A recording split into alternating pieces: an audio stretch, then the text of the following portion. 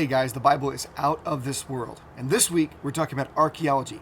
We're going to see in a moment what archaeology has to do with this water spigot, these shoes, and how they prove the Bible.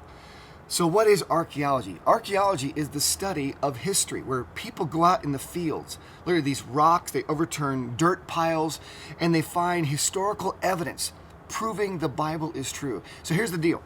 You're going to find doubters and haters who say that the Bible is not true. And they'll look at characters in history like Hezekiah, King Hezekiah. There's no King Hezekiah. There was no tunnel. There was no evidence of this. And then archaeologists find evidence. They find rocks, they find insignias, they find inscriptions, and they go, oh, okay, well maybe that part of the Bible is true, but something else is not true.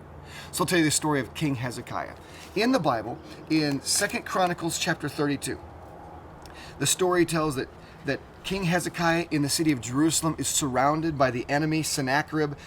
2 Chronicles 32 verse 2 says, when Hezekiah realized that Sennacherib also intended to attack Jerusalem, he consulted with his officials and military advisors, and they decided to stop the flow of the springs outside the city. Like they're going to be surrounded. And there was water flowing out of the city. They thought, we don't want to give these guys water, so what do? If you look in 2 Kings chapter 20, verse 20, here's what they did.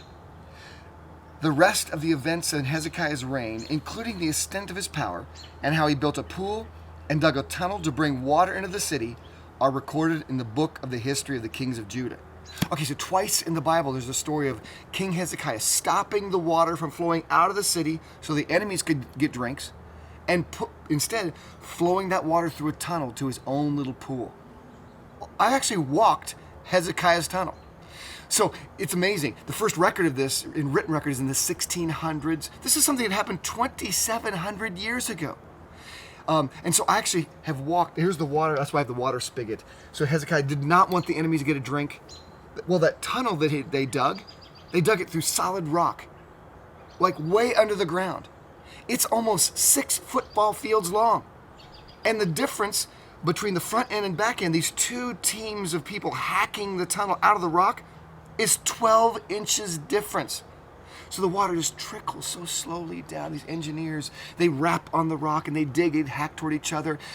And guess what archaeology has found? They found in the 1880s an inscription, a celebration of exactly what Hezekiah did, that they dug from each side. And so Hezekiah and his tunnel, which these shoes have walked through the cold, cold water, again proves that the Bible is true. And the more time goes on, the more archaeologists find, the more the doubters and haters go, okay, well, maybe the Bible is true in that area. Because you know what? The Bible's out of this world.